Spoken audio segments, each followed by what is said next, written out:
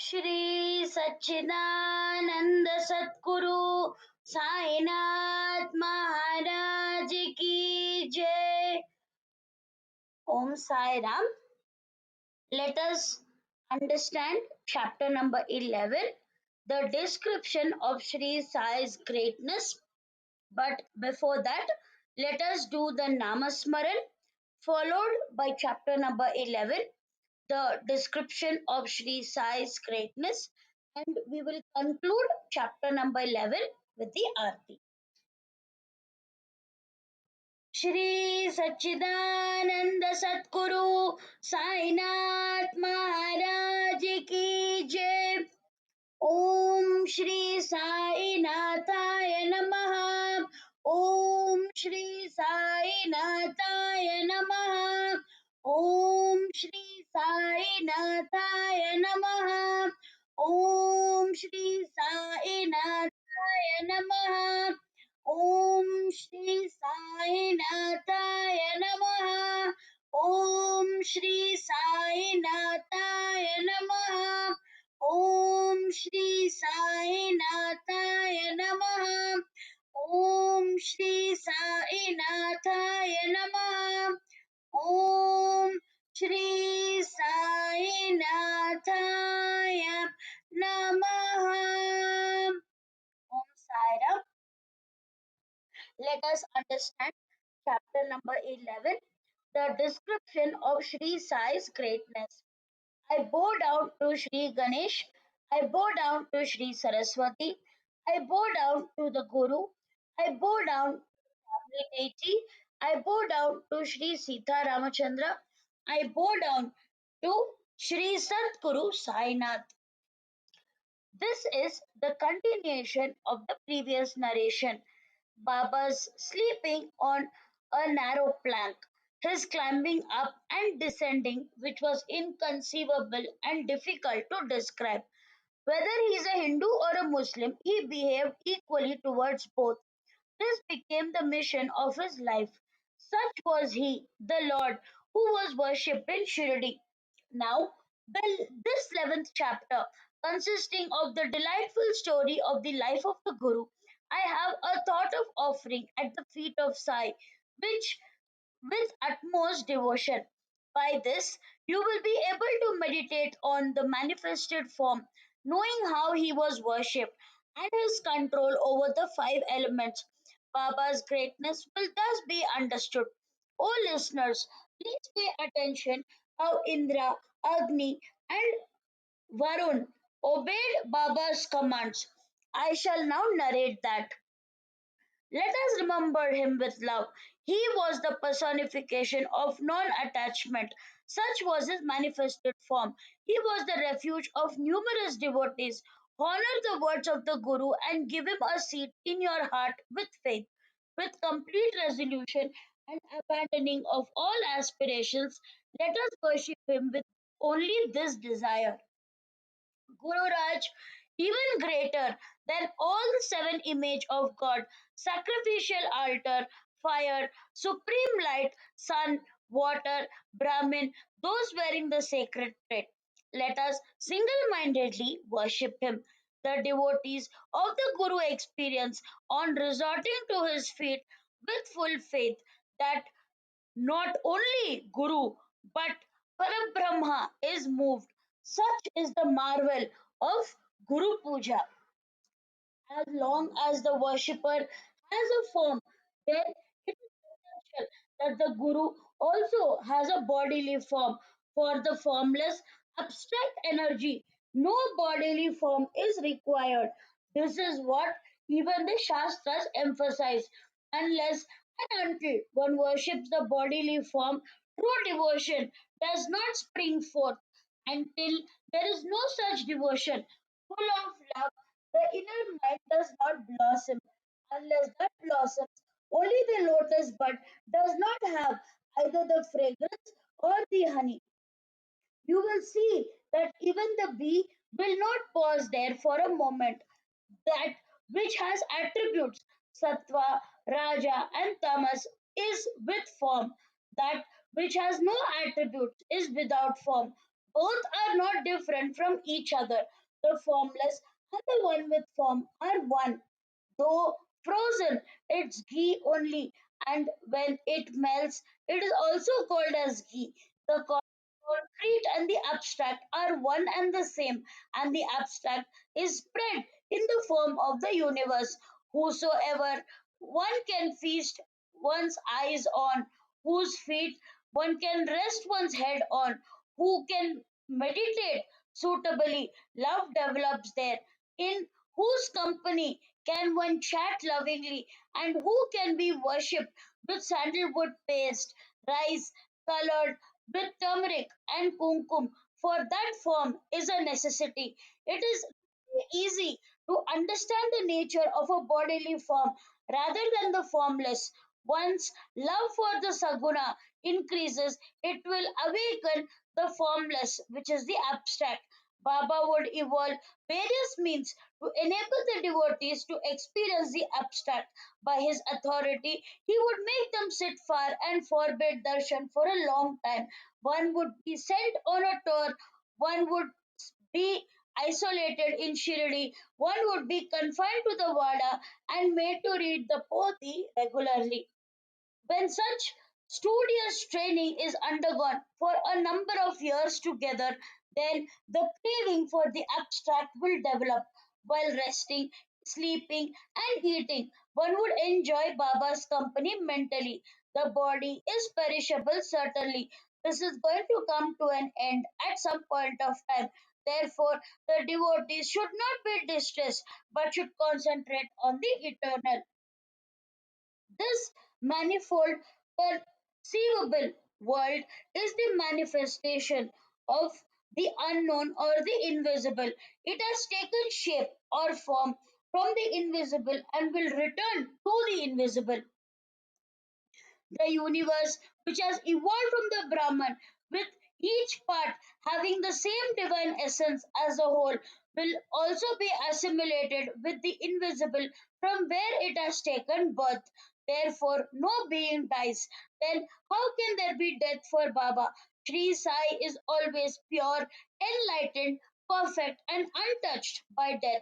Some may call him a devotee of God, some may call him a soul, but for us, he is the true very embodiment of the Lord. The Ganga flows to meet the ocean, and on the way, she cools those who are distressed by the oppressive heat, gives life to trees on the banks, and quenches everyone's thirst. Similar is the manifestation of saints. They appear and disappear, but their behavior purifies the world. Of an extremely forgiving temperament, soft spoken, gentle, tolerant, and also incomparably contented. Outwardly, though possessing a form, yet he is without a form, without qualities of passion, he is without attachment, and within him he is liberated, though he lives an ordinary life. Krishna, who is himself God, says, a saint is as it were my soul, my living image, and a saint is my beloved and is myself. It is not befitting to call saints as my images. Saints are undoubtedly my own self. Therefore, for the sake I shoulder the burden of the devotees, one who completely surrenders to the saints. I bow down to his feet. So said Sri Krishna to Uddhava while describing the greatness of saints. One who is the most virtuous amongst the virtuous, the one who is without a form amongst the formless, the one who excels amongst the endowed with excellence. He is the king of virtuosity amongst the virtuous, one who is completely satisfied by having fulfilled one's mission, one who is contented because his desires are fulfilled, one who is engrossed in the self is beyond pain and pleasure, one who is the glorious form of inner bliss. Who can describe his greatness? It is truly indescribable. He is the incarnation of the Brahman, or it is the indescribable power which has manifested itself on this earth, the incarnation of the Satchidanand, He is the treasure of knowledge, one who is the absolute Brahman in every respect, one who is detached from all the mundane existence, which is the samsar, permanently non attached, in the state of oneness with the Brahman and incarnation bliss. Brahman is bliss. So Shruti says, listeners have heard this often. The learned read this in the scriptures. The devotees experience it in Shirdi. The world, samsar, is utterly unique. It has both the righteousness and wicked elements. Those who do not give the knowledge of the self need to be protected from such a world at every moment. But this is not the problem for those who are self realized. They have a refuge in their inner self. They are always liberated, full of bliss, and engrossed in the Supreme Being. Baba is the abiding abode of all. Why would he need a seat, that also a silver one?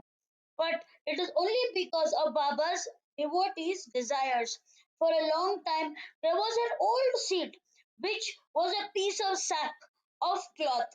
On that, the loving devotees put a nice mattress for him to sit against the wall behind, on which he rested.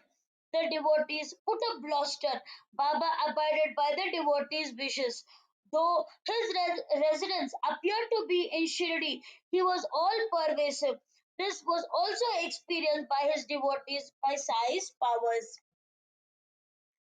Though immutable, he accepted the worship and honors the rituals according to the faith of the devotees. He accepted the devotion in different ways. Some waved the whisks, some fanned, some played shenai or drums and auspicious musical instruments, and some offered puja. Some would have love in his hands and feet to drink the water as teeth. Some anointed him with the attar and sandalwood paste. Some of them befried him with betel nut made out of 13 ingredients. Some of them offered Maha Naivedya. Some applied gum paste with two fingers horizontally across his forehead as it was being done for the Shivalinga without a break. Some applied kasturi mixed with perfume and also applied sandalwood. On one occasion, Tatya Sahib Nulkar's friend by the name of Dr. Pandit came to Shirdi only once to take Sai Baba's darshan. No sooner than he arrived in Shirdi, he first went to the masjid and after doing obeisances to Baba, sat quietly for a moment. Baba then said to him, "Go to Dada Bhatt's, go this way," showing the way with his fingers of his hand. Pandit went to Dada's. Dada gave him a suitable welcome. Then, when Dada set out for Baba's worship, he asked him if he would come along. Pandit accompanied Dada. Dada worshipped Baba. Till then, no one had dared to apply fragrant paste, gandh, tilak, circular auspicious mark on the forehead to Baba. Whosoever may be the devotee, he would not allow him to apply the fragrant paste to his forehead. Only Mahalsabadi smeared it on his throat. Others applied it to his feet.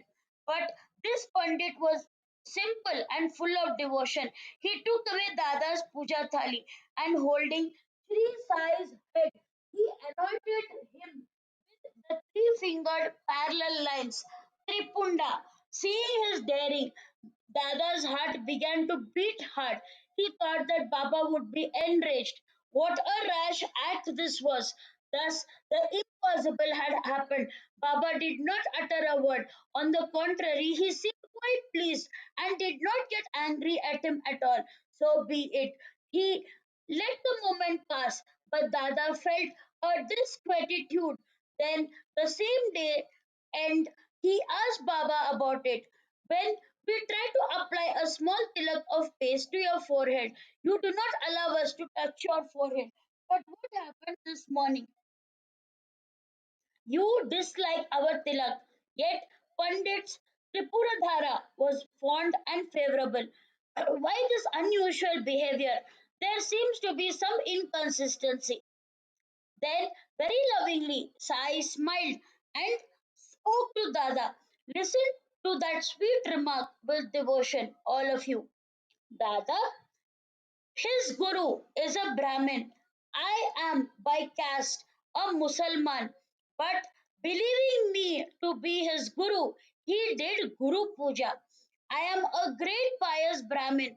He is an unholy Yavan, which is Muslim. How could he be worshipped? He had no such doubts. This is how he ensnared me. There, I had no alternative. There was no room to raise any objection. He overwhelmed me. Through such a reply was heard, Dada took it lightly, but the essence was realized when Dada returned home. This inconsistency of Baba greatly hurt Dada, but while talking to Pandit, his doubt was immediately clarified. Pandit was enjoined to the feet of Raghunath, a sage from Dopeshwar, well known as Kaka Puranik. The deep relationship was that of a disciple. He invoked Kaka. He experienced such a that Baba was one with Kaka. As per one's faith, devotion is rewarded. So be it. He would get all the rituals done if only he so desired. Otherwise, he would throw away puja thalis and he would become Narasimhan incarnate. Display wrath. When he displayed this nature, who would be so courageous to withstand it? Everyone would run for their lives when he was furious. Suddenly, at times, his was full of fire and brimstone with his devotees. Sometimes he is softer than wax, the image of peace and forgiveness. At times, he resembles an erupted volcano, fire at the time of destruction, and would keep the devotees at the razor's edge, hold them in the mortal fear. At times, he is softer than butter and shines with bliss, even if he trembles with rage and rolls his eyes. But within the heart, there is a spring of kindness, like a mother toward the child. Within a moment, when he resumes his normal behavior after his anger subsides, he would call his devotees by the name and say, when I get angry with anyone, I am not aware of it. If a mother kicks her child or the ocean rolls back the water of the rivers, then only would I scornfully neglect you and would harm you. I am under my devotees' obligation. I am always beside them, standing close. I am always hungry for their love. I am at their beck and call. In the course of writing this part of narration, I am reminded of an apt story which is exemplary. Listen to it with respect. Once a Muslim resident of Kalyan by the name of Siddiq Falke, after a pilgrimage to Mecca Medina, arrived at Shirdi. The old Haji stayed in the Chavdi facing the north. For the first 9 months, Baba was displeased with him and was not ready to meet him. The auspicious hour did not come for him. His wearisome trips were futile, that is, between the north Chavadi and the masjid. He tried different ways and means, but he could never exchange glances with Baba. The masjid was always open to everyone. No one was debarred or prohibited, but that Falke had no permission to mount the steps of the masjid.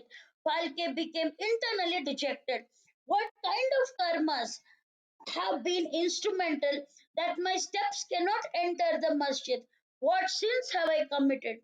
By what turns of events will Baba be propitious towards me and come forward towards me?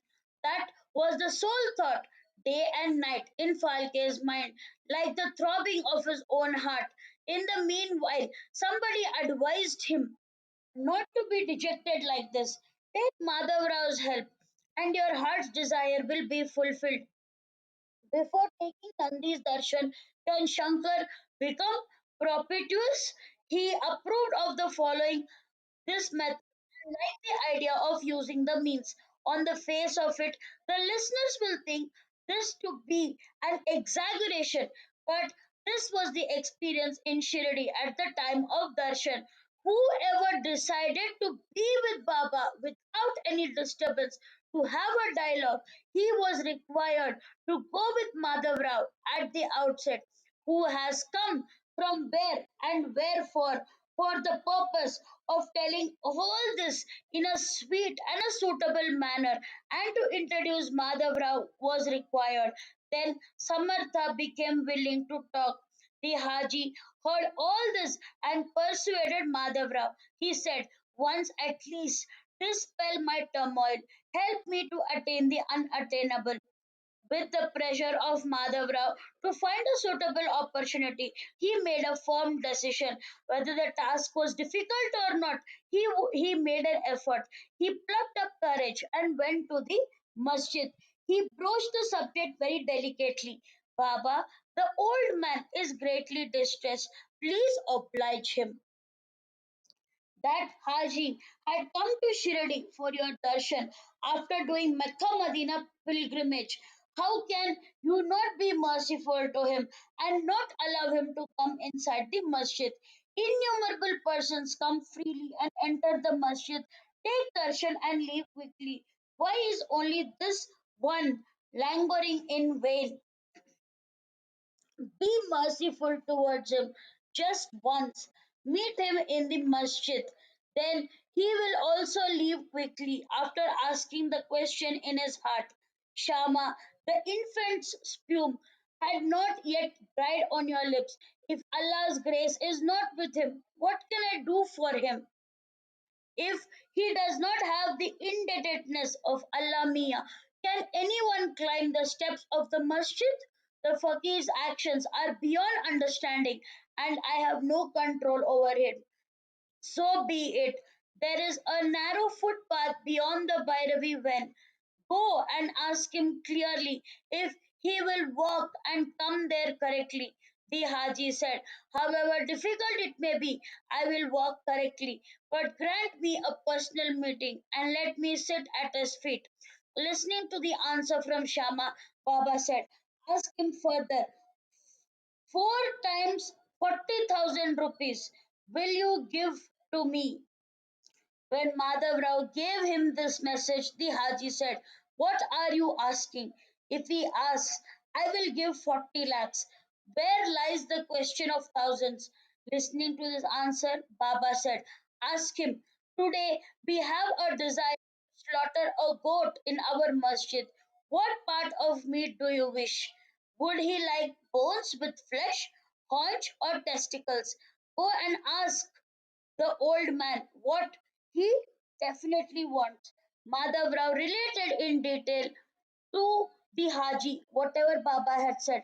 Haji emphatically said, I need nothing of all that. Give me whatever he wishes. But I have only one desire.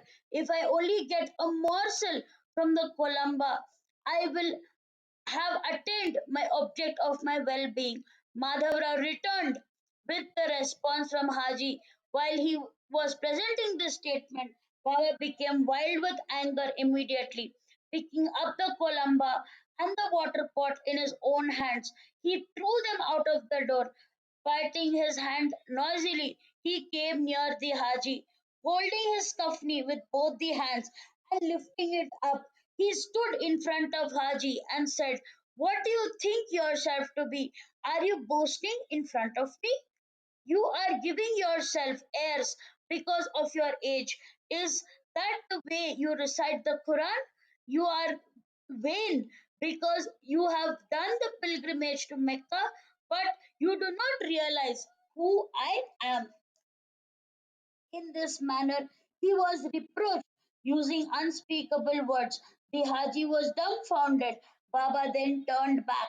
While entering the courtyard of the masjid, he saw the gardener's wife selling mangoes. He purchased all the baskets and sent them immediately to Haji. In the same way, he turned back immediately and went again towards that Haji. He took out rupees 55 from the pocket and counted them on Haji's hands. Thereafter, they developed affection. The Haji was invited to eat, and both of them forgot all the past. The Haji was delightfully blissful. Then he left and frequently came again. He took full pleasure in Baba's affection. Then Baba gives him gifts of monies from time to time. May that be whatsoever. Once I was astounded to see Sai Samartha exercise his authority over the clouds and saw him praying to Indra. It was a very frightful scene at times. The entire sky was black and overcast. Birds and beasts were frightened. A hurricane like wind began to blow. The sun set and it was evening. Suddenly the whirlwind arose. Strong and gusty winds blew. There was irresistible commotion, accompanied by the peals of thunder, crackling of lightning, shrieking winds, and torrential rains. It rained cats and dogs, hailstorms, and noisily descended the village folk. And the cattle had fearful anticipation and cried and bellowed, creating loud commotion. Destitute beggars came for shelter under the eaves of the masjid and was joined by cattle and calves. The masjid was crowded. There was water in all quarters. The hay was completely washed away. The harvest was totally wet in the threshing ground. People were struck aghast. The whole village was frightened and worried. They came in, filled in the courtyard of the masjid, and some stayed under the eaves. They put forth their grievance to Baba. Shirdi abounded in temples of Jogai, Jakhai, Marai, Shani, Shankar, Ambabai, Maruti, Khandoba, and Mahalsai.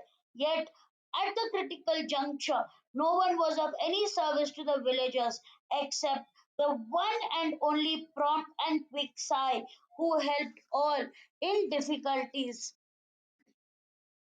He did not need any sacrifices, goats, and nor offerings of money. All that he desired was true devotion to sweep away all difficulties. Maharaj was greatly moved by seeing the panic of people.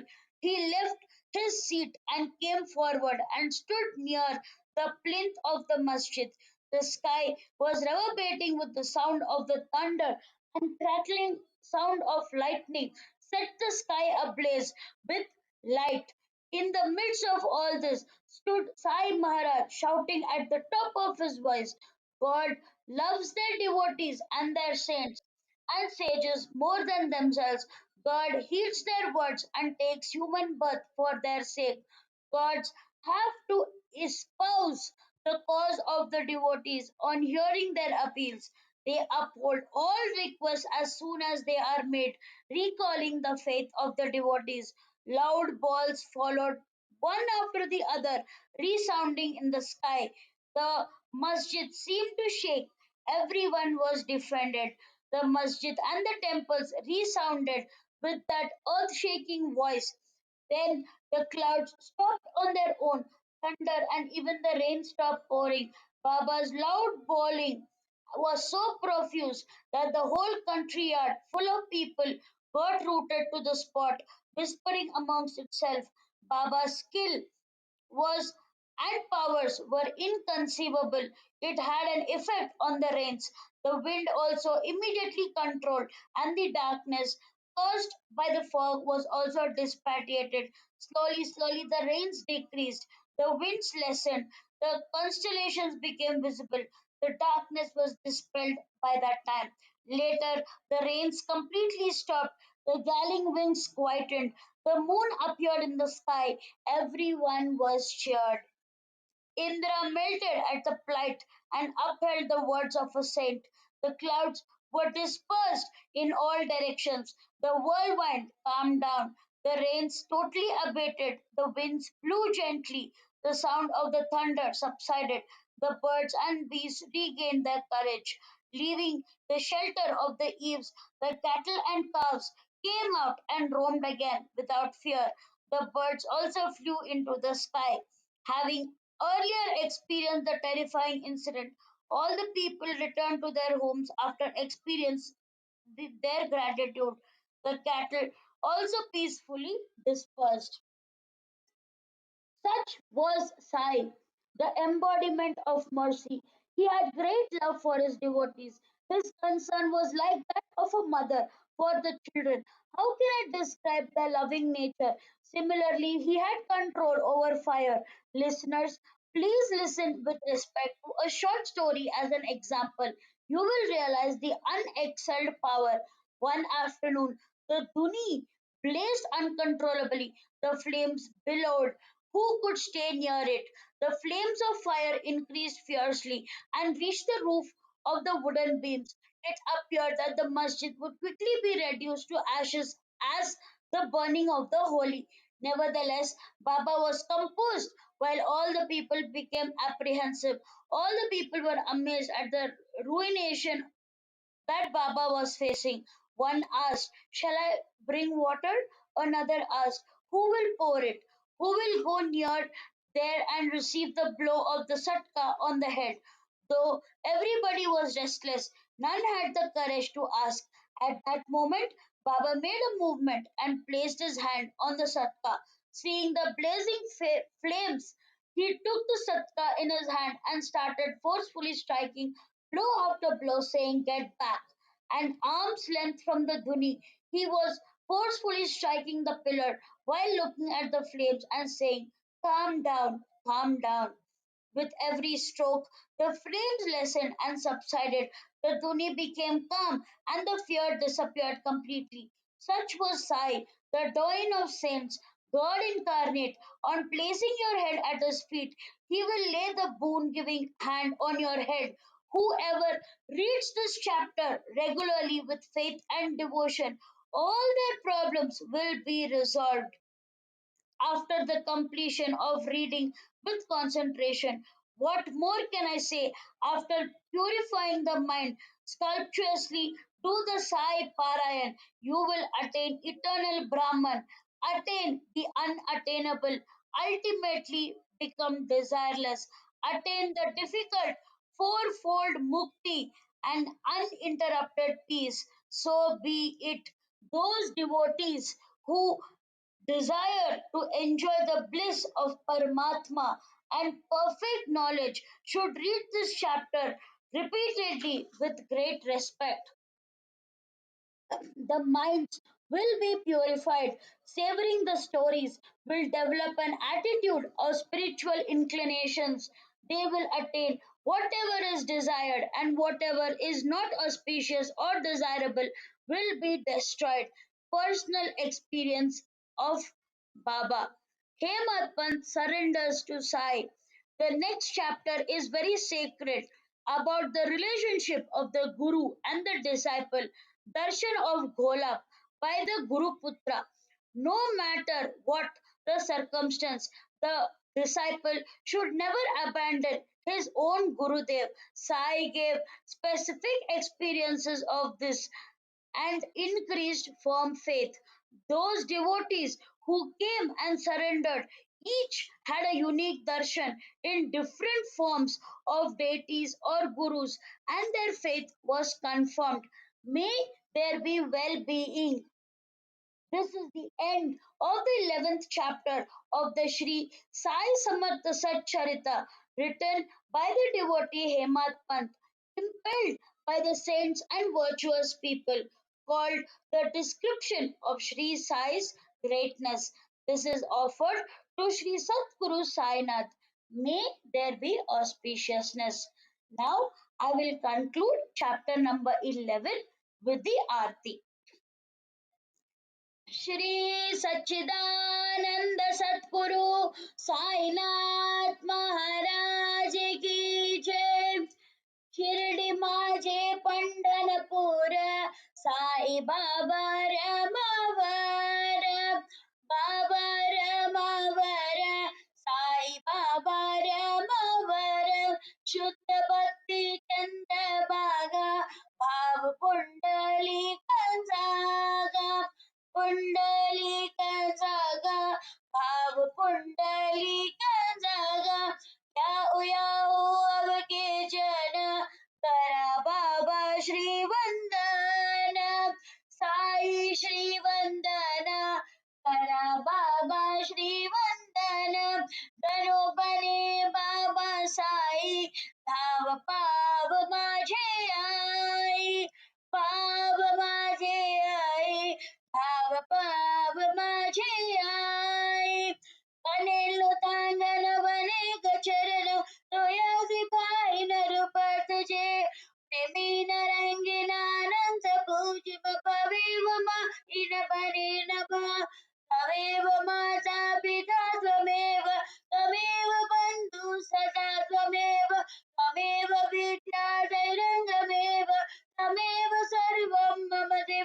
Deva Ayanuma Chapasaniyarma Mudyakala Vapatana Sabhava Naromi Atyan Saklantarasme Narayana Iti Samarpayami Achyutam Keshvam Ram Ram Narinam Krishna Damodaram Vasudevam Hare Idhavam Madhavam Gopika Vilavam Janaki Naikam Ramachandram Hare Hare Hare Ram, Ram Ram, Hare Hare, Hare Krishna, Krishna Krishna, Hare Hare.